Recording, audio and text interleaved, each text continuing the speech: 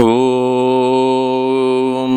पार्थाय प्रतिबोधितां भगवता नारायणेन स्वयं व्यासेन ग्रथितां पुराणमुनिना मध्ये महाभारतम् अद्वैतामृतवर्षिणीं भगवतीम् अष्टादशाध्यायिनीम् अम्ब त्वामनुसन्दधामि भगवद्गीते भवद्वेषिणीम्। वसुदेवसुतं देवं कंसचाणूरमर्दनं देवकी परमानन्दं कृष्णं वन्दे जगद्गुरुं। स्थापकाय च धर्मस्य सर्वधर्मस्वरूपिणे अवतारवरिष्ठाय रामकृष्णाय ते नमः। जननीं शारदां देवीं रामकृष्णं जगद्गुरुं पादपद्मे तयो श्रुत्वा प्रणमामि मुहुर्मुहुः। नमः श्रीयतिराजाय विवेकानन्दसूरये सच्चित्सुखस्वरूपाय स्वामिने तापहारिणे। ஸ்ரீமத் பகவத்கீதையில் 7வது அத்தியாயம் ஞான விஞ்ஞான யோகம் அப்படிங்கிறது பார்த்துட்டு இருக்கோம். ஸ்ரீ கிருஷ்ணர் அந்த இடத்துல தன்னுடைய 2 பிரகிருதிகளை பற்றி சொல்லியிருக்கார். தன்னுடைய 2 இயல்புகள், நேச்சர்ஸ், அதை பற்றி சொல்லியிருக்கார். ஒன்று பரா பிரகிருதி, இன்னொன்று அபரா பிரகிருதி அப்படின்னு சொல்லியிருக்கார். பரா பிரகிருத்தின்னா என்ன, அபரா பிரகிருதி என்னங்கிறதெல்லாம் பார்த்தோம் முன்னாடி. எப்போ பூமிஹி ஆபஹா அனலஹா வாயு கம் மனோபுத்திரேவச்ச அகங்கார இதிஎம்மே பின்னா பிரகிருதிரஷ்டதா அப்படின்னு சொன்னார். இந்த 8 விதமான பொருட்களாக என்னுடைய பிரகிருதி, ஒரு விதமான பிரகிருதி பிரிந்திருக்கிறது அப்படின்னு காமிச்சார். இந்த உலகமாக பரிணாமம் அடைந்திருக்கின்றது அப்படின்னு காமிச்சார். அப்படிப்பட்ட பிரகிருதிக்கு அபரா பிரகிருதி அப்படின்னு சொன்னார். இன்னொரு பிரகிருதி இருக்கிறது, அது அந்த பிரகிருதி பரா பிரகிருதிங்கிறத சொல்ல போறார். அபரேயம் மிதஸ்த்வன்யாம் பிரகிருதிம் வித்திமே பராம். முன்னாடி சொன்னதை விட வேறானதான ஒரு பிரகிருதி இருக்கிறது, அதற்கு பேர் பரா பிரகிருத்தின்னு பேரு. அது எப்படிப்பட்டது அப்படின்னா, மனிதர்கள் உள்ளே, ஜீவர்களுக்கு உள்ளே ஜீவனாக இருந்து கொண்டிருக்கிறது. இந்த உலகத்தையே அது தாங்கிக் கொண்டிருக்கிறது அப்படின்னு சொன்னார். ஜீவபூதாம் மகாபாகோ ஏதம் தாரியத்தே ஜகத்து. ஜீவனாக இருந்து கொண்டு இந்த உலகத்தையே, ஜீவன் அப்படின்னா ஜீவனா இருந்து இந்த உலகத்தை தாங்கலை, உள்ளே ஒவ்வொருவருக்கும் உள்ளே பிரத்யேகாத்மாவாக இருந்து கொண்டு ஒவ்வொன்றையும் தாங்கிக் கொண்டிருக்கிறது. அப்படிப்பட்ட அந்த ஜீவனாக இருக்கிறது அப்படின்னு சொன்னார். அதுதான் பராப்பிரகிருதி அப்படின்னு சொல்லியிருக்கார். மத்த பரதரம் நாண்யத் கிஞ்சிதஸ்தி தனஞ்சய். என்னை விட உயர்ந்தது எதுவும் இல்லை. மயி சர்வமிதம் புரோத்தம் சூத்ரே மணிகணா இவ. என்னில் எல்லாம் நீக்கமர நிறைந்திருக்கின்ற, நான் எல்லாவற்றிலும் நீக்கமர நிறைந்திருக்கிறேன். என்னில் எல்லா பொருட்களும் கோர்க்கப்பட்டிருக்கின்றன. எப்படி ஒரு மாலையில் மாலை செய்யணும் அப்படின்னா அது மணிகள் வேண்டும், அது நடுவிலே ஒரு கயிறு வேண்டும், நூல் வேண்டும். அந்த நூலினால் மணிகளை கோர்த்து ஒரு மாலை செய்யப்படுகிறது. எப்படி அந்த நூல் இருந்து கொண்டு அந்த மாலையை மாலையாக ஆக்குகிறதோ, மாலையாக பிடித்து வைத்துக் கொண்டிருக்கிறதோ, அது போன்று நான் இருந்து கொண்டு எல்லாவற்றையும் பிடித்து தாங்கிக் கொண்டிருக்கிறேன் அப்படின்னு சொல்றார். மத்த பரதரம் நாண்யத்து அப்படிங்கிறார். என்னை விட உயர்ந்தது வேறு எதுவும் இல்லை. அந்நியத்துனாக்க வேறொன்று, ந அந்நியத்து வேறொன்று இல்லை அப்படிங்கிறார். பரதரம், பரம்ங்கிற வார்த்தைக்கும் வேறுன்னு ஒரு அர்த்தமும் இருக்கு, உயர்ந்ததுன்னு ஒரு அர்த்தமும் இருக்கு. பரமாத்மா அப்படின்னு சொல்லும்போது உயர்ந்த ஆத்மான்னு சொல்றோம்.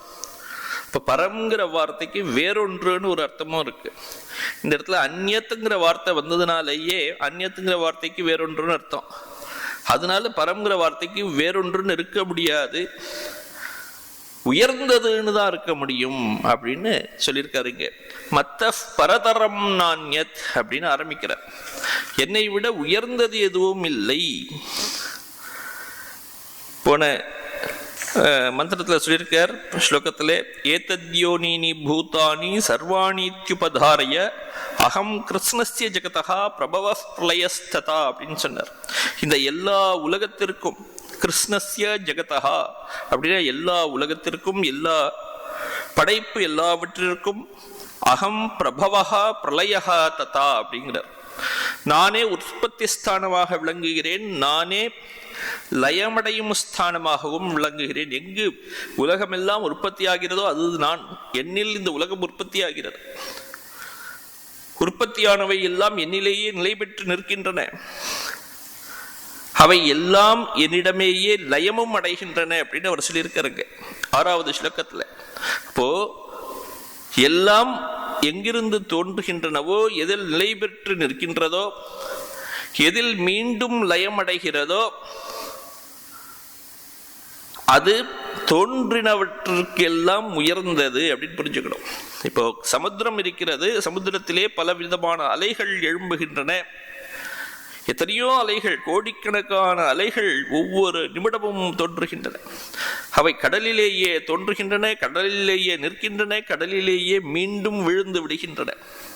இப்போ கடல் என்பது அலைகள் எல்லாவற்றிற்கும் ஒரு ஆதாரமாக இருக்கிறது.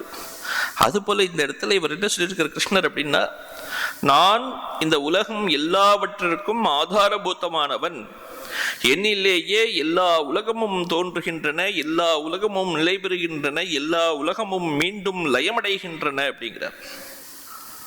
அதனாலதான் சொல்லியிருக்கு இந்த இடத்துல 7வது ஸ்லோகத்துல, மத்த பரதரம் நான்யத் கிஞ்சிதஸ்தி தனஞ்சய. தனஞ்சயன்னு கூப்பிட்டு அர்ஜுனனை கூப்பிட்டு சொல்கிறார், என்னை விட உயர்ந்தது வேறு எதுவும் இல்லை அப்படின்னு. மத்தகா சங்கராச்சாரியர் எழுதுற பாஷ்யத்தில், மத்தகா பரமேஸ்வராத் பரதரம், பரமேஸ்வரனை விட உயர்ந்தது எதுவும் இல்லை. அந்யத்து வேறொன்று இல்லை. பரதரம்னாக்க 2 அர்த்தங்கள் சொன்னோம். வேறொன்றுன்னு ஒரு அர்த்தம் சொன்னோம், உயர்ந்ததுன்னு ஒரு அர்த்தம் சொன்னோம். ஆச்சாரியர் சங்கரர் எழுதும்போது பரதரம்ங்கிற வார்த்தைக்கு அர்த்தமா எழுதுறாரு காரணாந்தரம் அப்படின்னு எழுதுறாரு. வேறு ஒரு காரணம், உயர்ந்த காரணம் அப்படின்னு எழுதுறார். காரியத்தை பொறுத்தவரை காரியத்தை விட, காரியத்துடன் ஒப்பிடும்போது காரணம் என்பது மிகவும் உயர்ந்தது. ஒரு தங்கத்திலே செய்த ஒரு வளையல் இருக்குன்னு வச்சுப்போம். அது அப்படி செய்வதற்கு முன்பாக தங்கமாகவே இருந்தது. அது ஒரு நாள் செய்யப்பட்டது, அன்றிலிருந்து அது வளையலாக இருந்தது. அதன் பிறகு ஒரு நாள் அதை அழிக்கும் போது மீண்டும் தங்கமாக மாறிவிட்டது. அந்த வளையல் தோன்றுவதற்கு முன்பும் தங்கம் இருந்தது, அந்த வளையலிலும் தங்கம் இருந்தது, வளையல் அழிந்த பிறகும் தங்கம் இருக்கிறது. அப்போ அந்த தங்கம் என்பது எல்லா காலங்களிலும் இருக்கக்கூடியது. ஆனால் வளையல் என்பது வந்து செல்லக்கூடியது, வருகிறது போகிறது, வருகிறது போகிறது. எப்பொழுது அதை வளையலில் இருந்து அதை அழித்து விட்டு ஒரு மோதிரமாக மாற்றுகிறானோ அன்னைக்கு மோதிரம் பிறக்கிறது. அது கொஞ்ச நாள் இருக்க போறது, மீண்டும் அதை அழித்து விட்டு வேறு ஒரு பொருளாக மாற்றி விடுவார்கள், ஒரு செயினாக மாற்றி விடுவார்கள். அப்ப செயின் வரப்போகிறது, செயின் போக போகிறது. இப்போ வரக்கூடிய இந்த உருவங்கள், வளையல், மோதிரம், ஒரு செயின், இதெல்லாம் உருவங்கள். எப்போதும் இருக்கக்கூடியது தங்கம்தான். இந்த உருவங்களும் ஒரு பெயரும் ஏற்பட்டன. இந்த நாம ரூபங்கள் இவையெல்லாம் ஏற்பட்டன. நாமமும் ரூபமும் ஏற்படுவதுதான் படைப்புன்னு பெயர். எங்கு நாமமும் ரூபமும் ஏற்படுகிறதோ அதுதான் படைப்பு. வெறும் நாமமும் ரூபமும் தான், உள்ளே இருக்கக்கூடிய சப்ஸ்டன்ஸ்ல எந்த ஒரு மாற்றமும் கிடையாது. அதனால நாமமும் ரூபமும் என்பது மித்யை அப்படின்னு அதனாலதான் சொல்றோம்.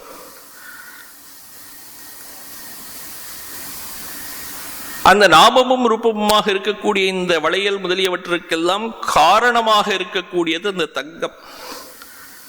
தங்கம் என்பது என்றைக்குமே மாறாமல் இருக்கு, எப்போதும் இருக்கிறது. அதனால அது உயர்ந்தது அப்படின்னு சொல்லியிருக்கு. அதுதான் காரணம்னு சொல்லியிருக்கு. நாமமும் ரூபமும் கொண்டதாக இருக்கக்கூடிய பொருட்கள் எல்லாம் காரியம், எஃபெக்ட்ஸ். அது எஃபெக்ட் என்பது அதுக்கு ஒரு காசு இருக்கணும். காசு இல்லாமல் எஃபெக்ட் இருக்க முடியாது. அந்த காசு என்பதுதான் காரணம். இந்த இடத்துல கிருஷ்ணர் சொல்றார், நான் எல்லாவற்றிற்கும் உயர்ந்த காரணம் அப்படின்னு சொல்றார்.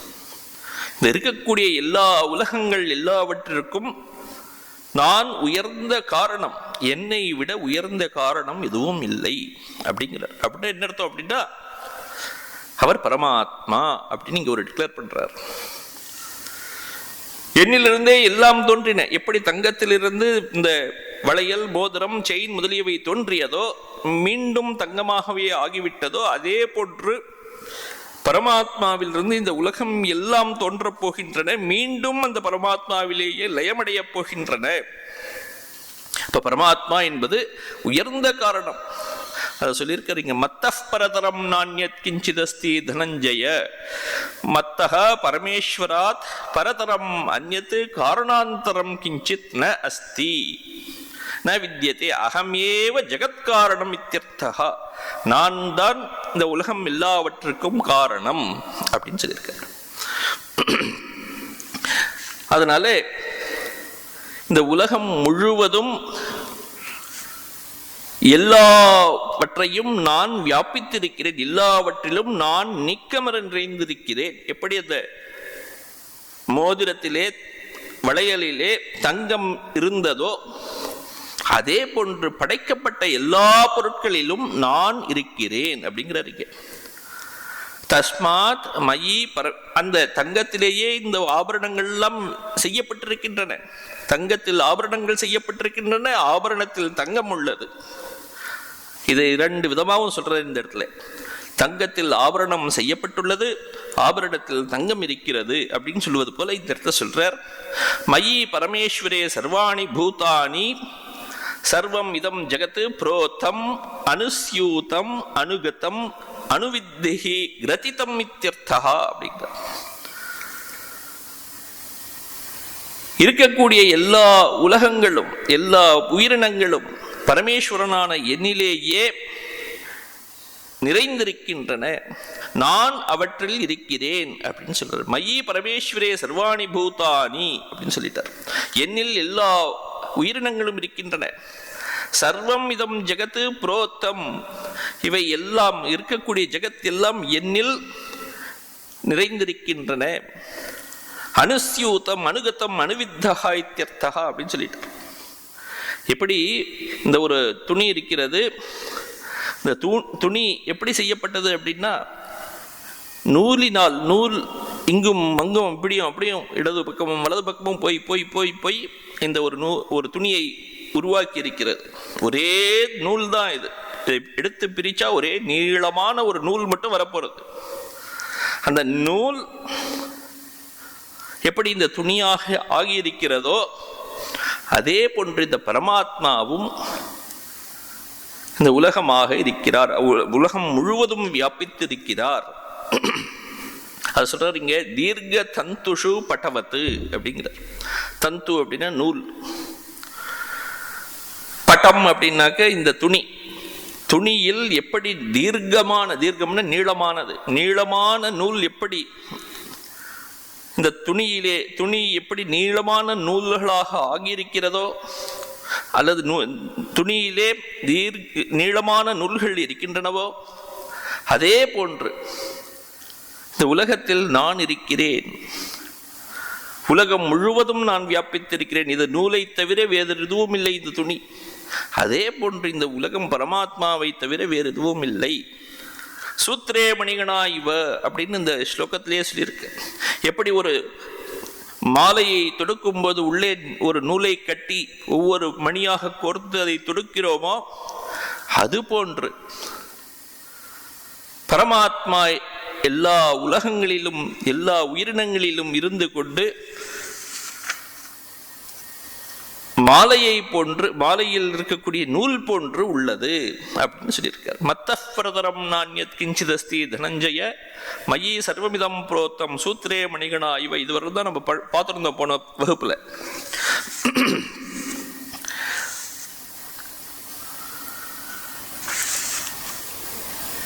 இந்த இப்போ ஒவ்வொரு பொருட்களிலும் இருக்கக்கூடிய ஒவ்வொரு பொருட்களிலும் எடுத்துக்கொண்டு ஒரு உதாரணத்தை சொல்ல போற. எந்த விசேஷ அம்சங்களுடன் ஒவ்வொரு பொருளிலும் அந்த இறைவன், அந்த பரமாத்மா இருக்கிறாருங்கிறத இந்த இடத்துல சொல்றாரு. இப்போ பஞ்சபூதங்கள் இருக்கின்றன, பஞ்சபூதங்களுக்குள் நான் வியாபித்திருக்கிறேன்னு சொல்ல போறார். பஞ்சபூதங்கள்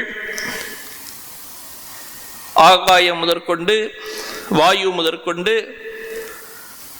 தண்ணீர், அக்னி, பிருத்திவி, இப்படி இருக்கக்கூடிய இந்த 5 பூதங்களுக்கும் அடிப்படையாக நான் இருக்கிறேன் அப்படின்னு சொல்ல போறார்.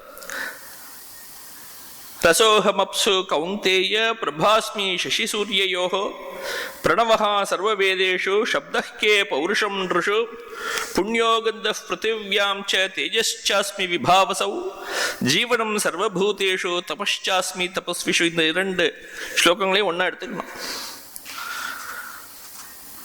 ரசோஹம் அப்சு அப்படின்னு ஆரம்பிக்கிறார். அப் அப்படின்னாக்க ஜலம், தண்ணீர்னு அர்த்தம். தண்ணீர் தத்துவத்திற்கு, தண்ணீருக்கு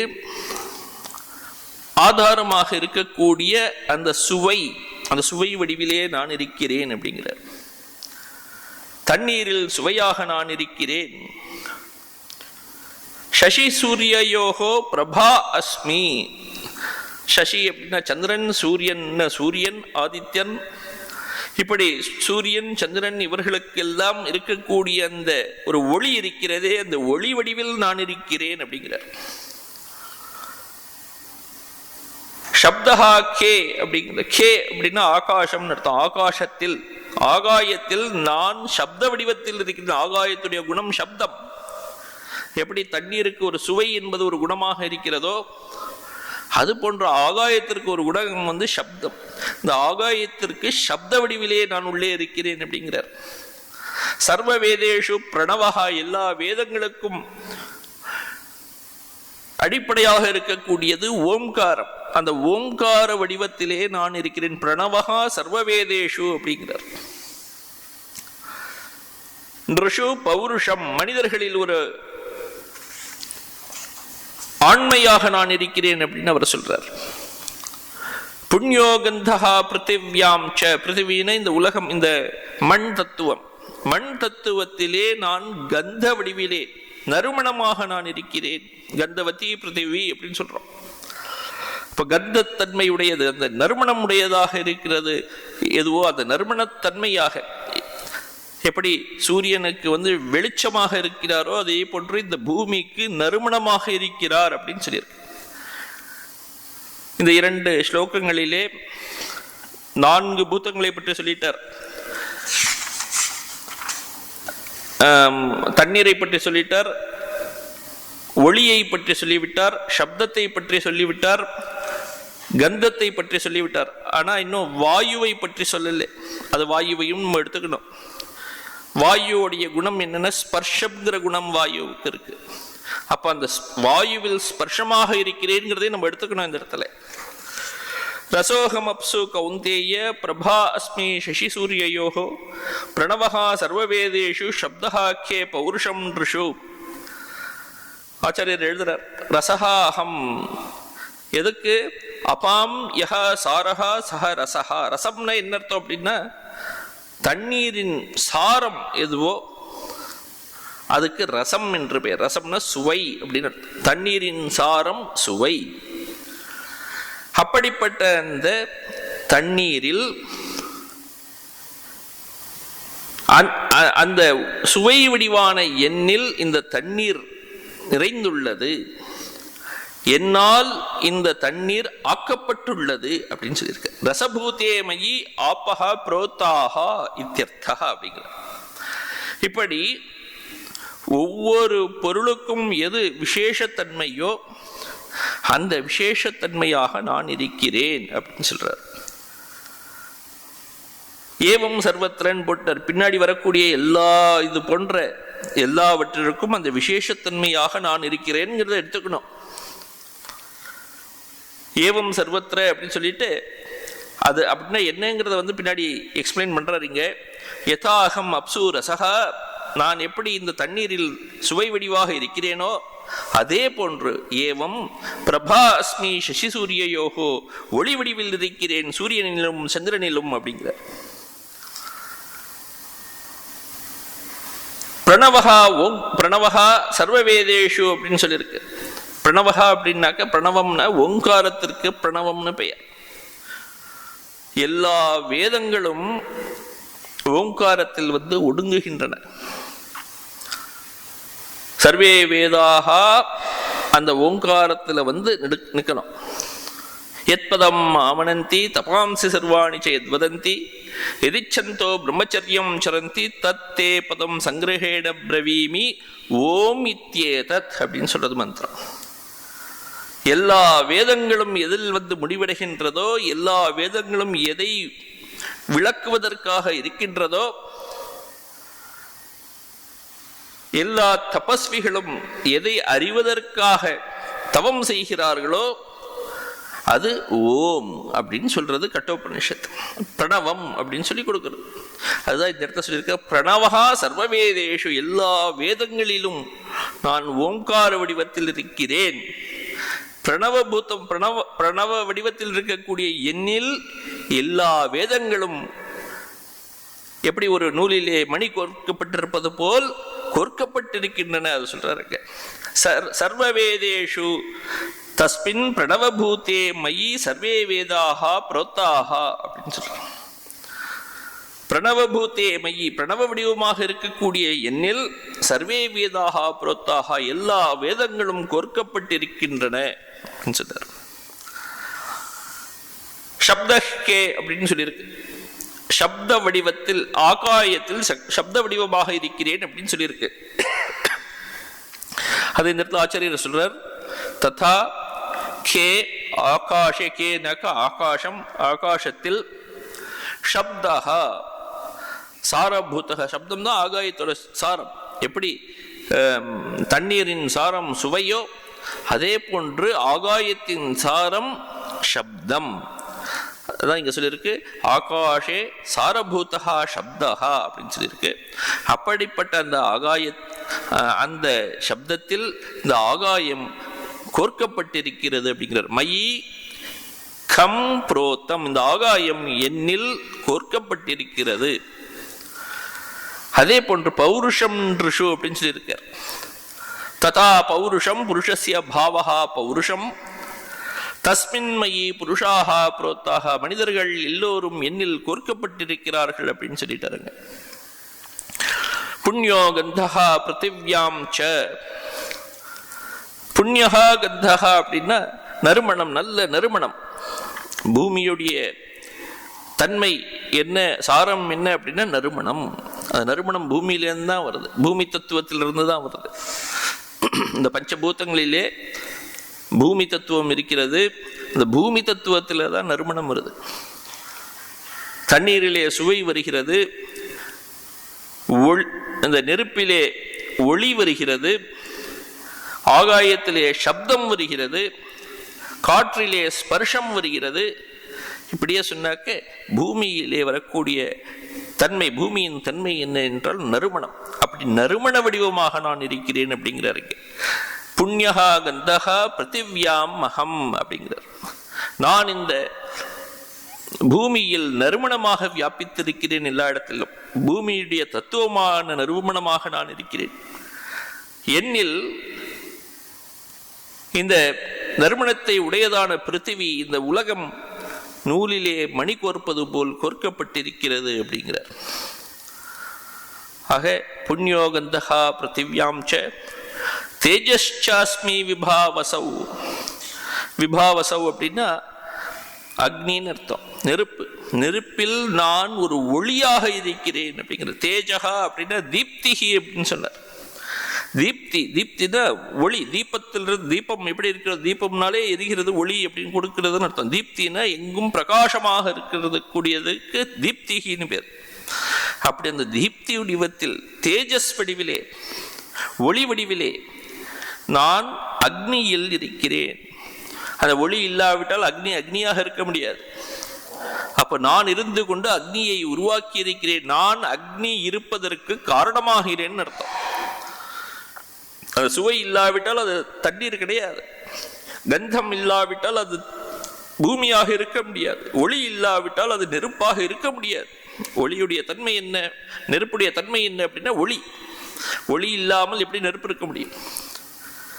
அப்போ அந்த நெருப்பு இருக்க வேண்டும் என்றால் அந்த ஒளி இருக்க வேண்டும். ஒளி என்ற தன்மை இருக்க வேண்டும். நான் அந்த ஒளி வடிவமாக இருக்கிறேன் அப்படின்னு சொல்றார். அதனால்தான் பின்னாடி சொல்ல போறார். இந்த 15வது அத்தியாயத்தில் சொல்ல போறார். இப்போ யதாதித்யகதம் தேஜோ ஜெகத்பாசேதே அகிலம் எச்சந்திரமசி இச்சாக்னௌ தத்தேஜோ மாமகம் பதம் அப்படிங்கிற எந்த ஆதித்யன் சூரியனிலே எந்த ஒரு தேஜஸ் இருக்கிறதோ, இருந்து கொண்டு இந்த உலகம் எல்லாவற்றையும் ஒளிரச் செய்கிறதோ, அந்த ஒளிரச் செய்யக்கூடிய தேஜஸ் ஒளி வடிவமாக இருக்கக்கூடியது நான் அப்படிங்கிறார். சந்திரமசி எச்ச அக்னவ், சந்திரனிலே இருக்கக்கூடிய ஒளி நான், அக்னியில் இருக்கக்கூடிய ஒளி நான் சொல்றார். யதாதித்யகதம் தேஜோ ஜெகத் பாசயத்தே அகிலம் சந்திரமசி எச்சாக்னவ் தத்தேஜோ வித்திமாமக்கம் அப்படிங்கிறார். இது என்னுடையது என்பதை நீ புரிந்து கொள் அப்படின்னு சொல்றார் 15வது அத்தியாயத்தில். அப்படி இந்த ஒளி வடிவத்திலே இருக்கக்கூடியது, நெருப்பிலே இருக்கக்கூடிய ஒளியாக இருக்கக்கூடியது என்னுடையது, நான் அப்படிங்கிறது இந்த இடத்துல சொல்லிட்டார். தேஜஸ்சாஸ்மி விபாவசோ அப்படின்னு ஜீவனம் சர்வபூத்தேஷு அப்படிங்கிறத சொல்றார். எல்லா உயிரினங்களிற்கும் ஜீவனமாக நான் இருக்கிறேன், வாழ்வாக இருக்கிறேன். மனிதன், பிராணிகள் அப்படின்னாக்க பிராணனை உடையது பிராணி. எதற்கெல்லாம் பிராணன் இருக்கிறதோ, உயிர் இருக்கிறதோ அதற்கு பிராணி என்று பெயர். அப்ப பிராணிகளுக்கு நான் பிராணன் வடிவமாக இருக்கிறேன்னு சொல்றார். சர்வபூதேஷு ஜீவனம் அப்படிங்கிறார். ஜீவன வடிவம், ஜீவிக்கின்ற ஜீவர்கள் எல்லாருக்கும் ஒரு ஜீவனமாக, வாழ்வதற்கு காரணமாக நான் இருக்கிறேன். அந்த ஜீவனம் இல்லாவிட்டால் அவனை ஜீவன்னு சொல்ல முடியாது. அப்போ ஒரு பொருள் இருக்கணும்னா அந்த பொருளுக்கு எது மூல காரணமோ அந்த காரணமாக நான் இருக்கிறேன் அப்படின்னு சொல்றாரு. ஆக ஜீவனம் சர்வபூத்தேஷு அப்படிங்கிறார். ததா ஜீவனம் சர்வபூத்தேஷு ஏன ஜீவந்தி சர்வாணி பூதானி தத் ஜீவனம். எது இருப்பதனால் எல்லா பூத்தங்களும் எல்லா பிராணிகளும் வாழ்கின்றதோ அதற்கு பெயர் ஜீவனம் அப்படின்னு பெயர். அப்படிப்பட்ட ஜீவனமாக நான் இருக்கிறேன் அப்படின்னு அர்த்தம். தபஸ்சாஸ்மி தபஸ்விஷு அப்படின்னு சொல்றார். தபஸ்விகளுக்கு உள்ளே நான் தவமாக இருக்கிறேன், தவம் செய்பவர்களுக்குள்ளே தவமாக இருக்கிறேன் அப்படின்னு சொல்றார். தபஹாச்ச அஸ்மி தபஸ்விஷு, தபஸ்விகளுக்குள்ளே நான் தவமாக இருக்கிறேன். தவமாக இருக்கும் என்னில் தபஸ் செய்யக்கூடியவர்கள் எல்லோரும் நூலில் கோர்க்கப்பட்டிருக்கும் மணிகளை போன்று கோர்க்கப்பட்டிருக்கிறார்கள். அதையும் சொல்லியிருக்காருங்க. தபசி மயி தபஸ்வினஹா புரோத்தாஹா. தபஸ் வடிவத்திலே இருக்கக்கூடிய என்னில் தவம் செய்யக்கூடியவர்கள் எல்லோரும் நூலிலே மணி கோர்க்கப்பட்டது போன்று கோர்க்கப்பட்டிருக்கிறார்கள் அப்படின்னு அது சொல்றாருங்க.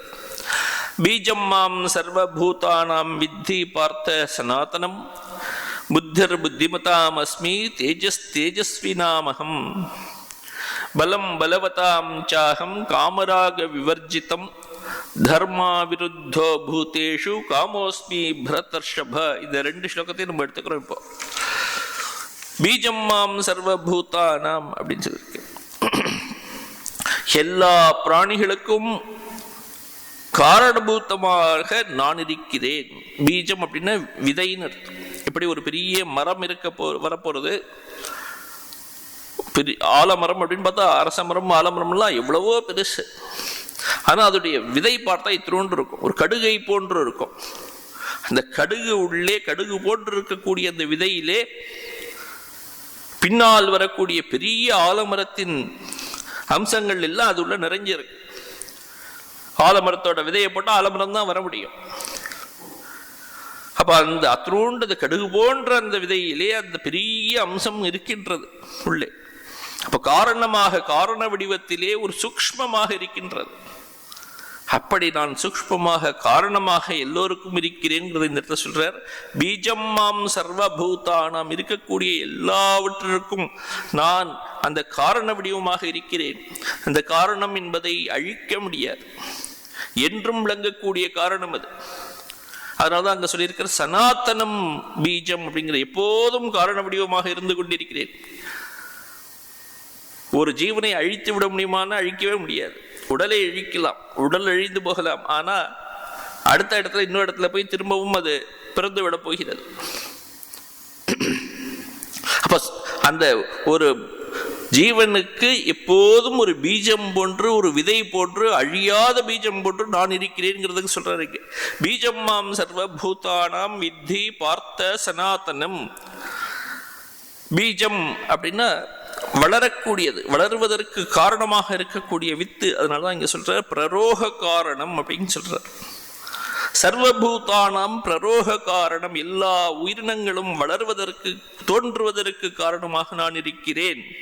அது எப்படிப்பட்ட காரணம் அப்படின்னாக்க, பீஜம் அப்படின்னாக்க சனாதனம் சிரந்தனம்னு போடுறார். என்றும் இருக்கக்கூடியது, அழியாத ஒன்று, மாறாத ஒன்று. அப்படியாக நான் இருந்து கொண்டிருக்கிறேன். கிஞ்ச மேலும் சொல்றார், புத்திஹி புத்திபதாமஸ்மி அப்படிங்கிறார். புத்தியுடைய மனிதர்களுக்கு, புத்திமான்களுக்கு, புத்திமான் ஒருவனை சொல்லணும்னா அவனுக்கு புத்தி இருக்கணும் இல்லையா? அவனை ஒரு மனிதனை புத்திமான், அவன் மிகவும் இன்டெலிஜென்ட் பர்சன் அப்படின்னு நம்ம சொல்றோம்னு வச்சுக்கோங்க. ஒரு மனிதனை he is my friend, he is a person அப்படின்னு சொல்றோம்னு வச்சுக்கோங்க. அவர் ஹீ இஸ் ஏ பர்சன் அப்படின்னு சொன்னாக்க அந்த இடத்துல ஒரு அட்ஜெக்டிவ் இல்லை, பட் அந்த ஒரு அட்ஜெக்டிவ் போடுறோம்னு வச்சுப்போம். He is an intelligent person அப்படின்னு. அப்போ அந்த இன்டெலிஜென்ட்ங்கிறது ஒரு அட்ஜெக்டிவ், விசேஷணம்னு பெயர். அந்த விசேஷணம் இருந்தால்தான் அவனை இன்டெலிஜென்ட் பர்சன் சொல்ல முடியும். அந்த விசேஷணம் இல்லாவிட்டால் அவன் அந்த விசேஷணம் கொண்டவனாக இருக்க முடியாது. அப்போ அவன் அந்த புத்திமான் அப்படிங்கிற ஒரு விசேஷணத்துடன் இருக்க வேண்டும் என்றால் அந்த புத்தி என்ற அம்சம் இருக்க வேண்டும். அந்த புத்தி என்பது காரணம் அவன் புத்திமானாக இருப்பதற்கு. அப்போ அதுதான் சொல்றாரு, நான் புத்தியாக இருக்கிறேன் அப்படி. புத்திஹி புத்திபதாமஸ்மி அப்படிங்கிறாரு. புத்திஹி அப்படின்னு அர்த்தம் விவேக சக்தி அந்தக்கரணசிய, மனம் என்ற மனதிற்கு 4 விதமான செயல்கள் உண்டு. அதில் ஒன்று புத்தி, புத்தி சக்தி, நிச்சயாத்மிகா புத்தியின் பெயர். அதுக்கு விவேக சக்தி இருந்ததுனா தான் அதற்கு புத்தியின் பெயர். விவேகம் இல்லாத போது அதற்கு புத்தின்னு சொல்ல முடியாது. அப்போ விவேக சக்தியாக நான் இருக்கிறேன் அப்படின்னு சொல்றார். யாருக்கு விவேக சக்தி இருக்கிறதோ அவர்களுக்கு விவேக சக்தியாக நான் இருக்கிறேன். ஒளிரக்கூடிய நெருப்புக்கு ஒளியாக நான் இருக்கிறேன் அப்படின்னு சொன்னது போன்று விவேக சக்தி உடைய மனிதர்களுக்கு நான் விவேக சக்தியாக இருக்கிறேன் அப்படின்னு சொல்றார். தேஜஸ், தேஜஸ்வி நாமகம். தேஜஸ்வி அப்படின்னா மிகவும் ஒரு யசஸ்வி, கீர்த்தி உடையவன் அப்படின்னு அர்த்தம். ஒளி பொருந்திய முகமுடையவன் அர்த்தம்.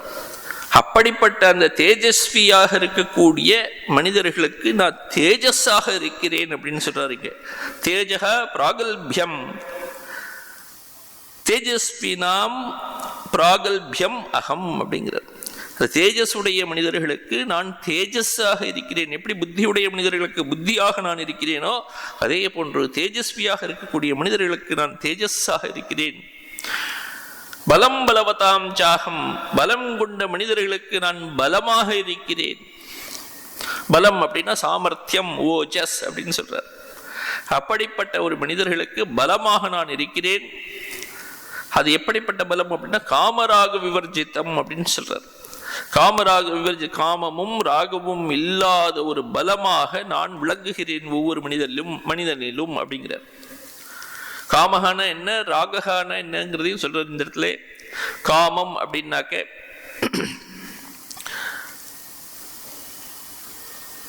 திருஷ்ணா அப்படிங்கிற, காமஹா திருஷ்ணா அப்படிங்கிற, திருஷ்ணா அப்படின்னா ஏதோ ஒரு பொருள் எனக்கு வேண்டும், அதை பற்றிய ஒரு விருப்பம், ஒரு ஆசை இருக்கு, ஆனா அது என்னிடம் அருகில் இல்லை, அருகில் இருந்து அனுபவிக்கலாம், அருகில் இல்லை, ஆஹா கிடைக்குமா கிடைக்குமா கிடைக்குமான்னு ஒரு எதிர்பார்ப்பு இருந்துட்டே இருக்கு இல்லையா, அதற்கு பேர் திருஷ்ணைன்னு பேர், அதுக்கு தான் காமம்னு பேராம்.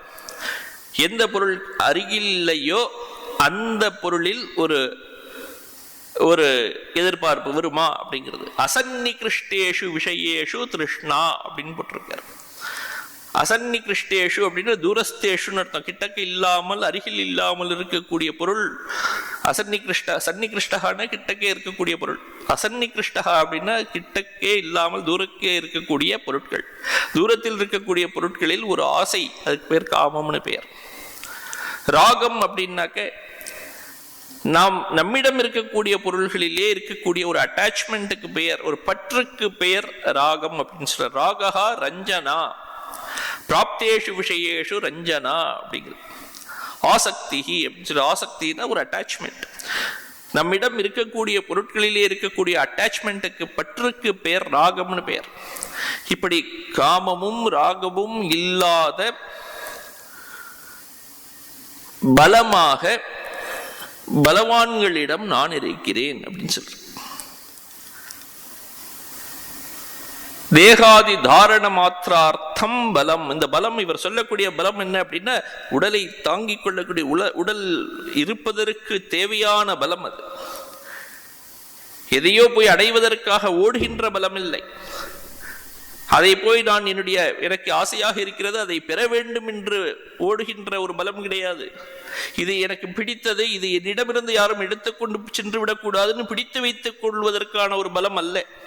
அதுதான் இந்த இடத்துல சொல்ற நது எத் சம்சாரினாம் திருஷ்ணாராக காரணம் அப்படின்னு சொல்றார். அப்படி பொருளை நோக்கி ஓடுபவர்கள்,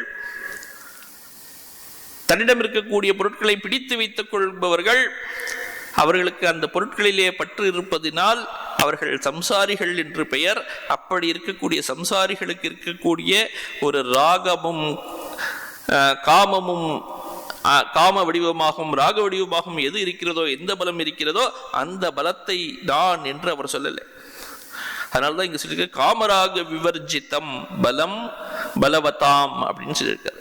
பலமுடைய ஒரு மனிதர்களுக்கு எந்த பலம் நன்மையை கொடுக்குமோ அந்த பலமாக நான் இருக்கிறேன். காமத்தில் ஆழ்த்தி இந்த சம்சாரத்தில் ஆழ்த்துகின்ற ஒரு பலமாக நான் இல்லை அப்படின்னு சொல்றார். இது எதுக்கு அப்படி சொல்லியிருக்காரு அப்படின்னா, இது ஒரு பெரிய உபதேசம். இந்த ஒரு ஜீவன், ஒரு மனிதன் இது பண்ணும்போது, உபாசனைகள் செய்யும் போது இறைவனுடைய கல்யாண குணங்களை நினைத்து கொண்டு அவன் உபாசனை செய்ய வேண்டும், தியானம் செய்ய வேண்டும். இறைவன் தான் எல்லோருக்கும் எல்லாவற்றிற்கும் ஒரு ஆதாரமாக இருக்கிறார். எல்லாருக்கும் ஆதாரமாக இருக்கிறது அவர் தான்.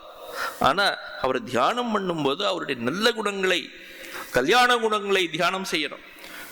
அதை தியானம் செய்வதற்கு தான் உள்ளே சத்துவம் வர வேண்டும். அந்த சத்துவம் வருவதற்காக இதெல்லாம் சொல்லியிருக்கு. ரஜசும் தமசும் இருந்ததுன்னா ஒருவனுக்கு இன்னும் கீழே தான் போறான். ரஜஸ் அண்ட் தமஸ், ரஜசையும் தமசையும் ஒருவன் கடந்து சத்துவத்திற்கு வர வேண்டும். அதனாலதான் இதெல்லாம் சொல்லி ஒரு உபதேசம் மாதிரி சொல்றார். தர்மா விருத்தோ பூதேஷு காமோஸ்மி பரதர்ஷப. அங்க காமராக விவர்ஜித்தம்னு அங்க சொல்லிட்டு, காமமும் ராகமும் இல்லாத இருக்கக்கூடிய பலம் நான் அப்படின்னு. அடுத்த லைன்லேயே சொல்றார், காம வடிவத்தில் நான் இருக்கிறேன் அப்படின்னு. எப்படிப்பட்ட காமம்ங்கிறதுக்கு ஒரு அடைமொழி கொடுத்திருக்கார். தர்ம அவிருத்தஹா அப்படிங்கிறார். பூத்தேஷு தர்ம அவிருத்தஹ காமஹா அஸ்மி. தர்மத்திற்கு விரோதமில்லாத காம வடிவத்தில் நான் இருக்கிறேன் அப்படின்னு சொல்றார். தர்மம்னா சாஸ்திரம் எதை சொல்றதோ அதுக்குதான் தர்மம்னு பெயர். தர்மேன சாஸ்திரார்த்தேன அப்படின்னு சொல்றார் ஆச்சாரியர் எழுதும்போது. சாஸ்திரத்தில் சொல்லப்பட்டுள்ள தர்மத்திற்கு முரண்படாத வகையில், அவிருத்தஹா விருத்தமில்லாத வகையில், முரண்படாத வகையில் எந்த காமம் மனிதர்களிடம் இருக்கிறதோ, பிராணிஷு பூத்தேஷு, அந்த காம வடிவத்தில் நான் இருக்கிறேன். யதா தேக தாரணா மாத்ராத்யர்த்தா அசனாபானாதி விஷயா காமஹ. உடலை தாங்கி பிடித்து கொள்ள வேண்டும் என்பதற்காக எந்த ஒரு ஆசைகள் ஒரு மனிதனுக்கு இருக்கிறதோ, சாப்பிட வேண்டும், தண்ணீர் இருந்த வேண்டும், இப்படியாக எந்த விதமான ஆசைகள் இருக்கிறதோ அந்த விதமான ஆசைகள் எல்லாம் சாஸ்திரத்திற்கு எதிரானவை இல்லை. அப்படிப்பட்ட ஆசைகள் ஒருவனுக்கு இருக்கலாம். அந்த ஆசைகள் வடிவத்திலே நான் இருக்கிறேன் அப்படின்னு அவர் சொல்றார். இப்படியாக பல விதத்திலும் காரண வடிவத்திலே நான் இருக்கிறேங்கிறத இந்த இடத்துல பகவான் சொல்லிட்டு இருக்கார். காரியத்தை விட இந்த எஃபெக்டை விட காரணம் உயர்ந்தது. காரணம் பல காலம் நீண்டு இருக்கக்கூடியது. எப்படி வளையலுக்கு ஒரு சில காலம்தான், அது அப்புறம் மோதிரமாக மாறிவிட்டது, அதன் பிறகு செயினாக மாறிவிட்டது. ஆனால் தங்கம் என்பது வளையல் பிறப்பதற்கு முன்னாடியும் இருந்தது, அந்த செயின் அழிவதற்கு பிறகும் இருக்கு, எல்லா நேரங்களிலும் இருக்க போகிறது. அப்போ அது தங்கம் என்பதற்கு பல காலம் உண்டு, அவகாசம் உண்டு. ஆனால் அது எஃபெக்டாக இருந்த செயின் மற்றும் மோதிரம், வளையல், இவை எல்லாம் அவற்றின் வாழ்வு என்பது மிகவும் குறுகிய காலம். அப்போ காரணமாக இருக்கக்கூடியது எப்போதும் அதிகமாக, எப்போதும் இருக்கக்கூடிய, நித்தியமாக இருக்கக்கூடியது. இப்போ இந்த உலகத்திற்கெல்லாம் காரணமாக இருக்கக்கூடிய பரமாத்மா என்றும் நித்தியமானவர், மாறாதவர். அதுதான் இதோட பொருள். மாறாத ஒன்றை பிடித்து கொண்டால் மாறுகின்ற உலகத்திலிருந்து ஒருவனுக்கு எந்த ஒரு பாதிப்பும் ஏற்படாது. பின்னாடி இதெல்லாம் சொல்ல போறார். ஏ செய்வ சாத்விகா பாவா ராஜசாஸ் தாமசாச்சயே மத்த ஏவேதி தான் வித்தி நத்வகம் தேஷு தேமயி. எந்த பொருட்கள் எல்லாம் சாத்விகமான பொருட்கள் இருக்கின்றதோ, ராஜசாக ராஜசமான பொருட்கள் இருக்கின்றதோ, தாமசாச்சயே தமசிலிருந்து உண்டாகிய பொருட்கள் என்ன இருக்கிறதோ, இவை எல்லாமே சத்வம் ரஜஸ் தமஸ் இவற்றிலிருந்து உண்டான எல்லா பொருட்களும், தோன்றிய பொருட்கள் அனைத்தும் மத்த ஏவ என்னிடமிருந்துதான் தோன்றியன, என்னிடமிருந்தே எல்லாம் தோன்றின. பிரம்மத்திலிருந்துதான் எல்லா குணங்களும் தோன்றின. அதுதான் சொல்றீங்க, பரமாத்மாவிலிருந்து 3 குணங்களும் தோன்றின. 3 குணங்களிலிருந்து தோன்றிய இந்த உலகங்கள், திரிகுணாத்மிகாவாக இருக்கக்கூடிய இந்த உலகங்கள் எல்லாம் தோன்றின என்னிடமிருந்து. மத்த ஏவ இதை தான் வித்தி, இவற்றை எல்லாம், அந்த பொருட்கள் எல்லாம் என்னிடமிருந்து தோன்றின என்பதை நீ அறிந்து கொள் அப்படின்னு அர்ஜுனனிடம் கிருஷ்ணர் சொல்றார். என்னிடமிருந்து இவை எல்லாம் தோன்றின, ஆனால் அவற்றில் நான் இல்லை, என்னில் அவை நிலை பெற்று இருக்கின்றன அப்படிங்கிறார். நது அகம் தேஷு, அந்த அவற்றில் தோன்றிய பொருட்களில் நான் இல்லை அப்படின்னு அர்த்தம். தோன்றிய பொருட்களில் அந்த தோன்றிய பொருள் வடிவமாக நான் இல்லை. தே மயி, அவை என்னில் நிலை பெற்று இருக்கின்றன, அவை எல்லாம் என்னில் நிலை பெற்று இருக்கின்றன. எப்படி இந்த தங்கம் இருக்கிறது, தங்கத்திலிருந்து வளையல் வந்ததுன்னு சொன்னோம். வளையலில் நாமமும் ரூபமும் இருக்கின்றன, அந்த நாம ரூப வடிவங்கள் என்னில் இல்லை அப்படின்னு சொல்றார். நாமமும் ரூபமும் என்னிடம் கிடையாது, ஆனால் தேமை, அந்த தங்கம், அந்த வளையல் என்பது என்னில் நிலை பெற்றிருக்கிறது, தங்கத்தில் அந்த வளையல் நிலை பெற்றிருக்கிறது அப்படின்னு சொல்ற. இந்த 12வது ஸ்லோகத்திலிருந்து அடுத்த வகுப்புல பார்க்கலாம். ஓம் சாந்தி சாந்தி சாந்தி. ஹரி ஓம் தத்சத். ஸ்ரீராமகிருஷ்ணார்ப்பணமஸ்து.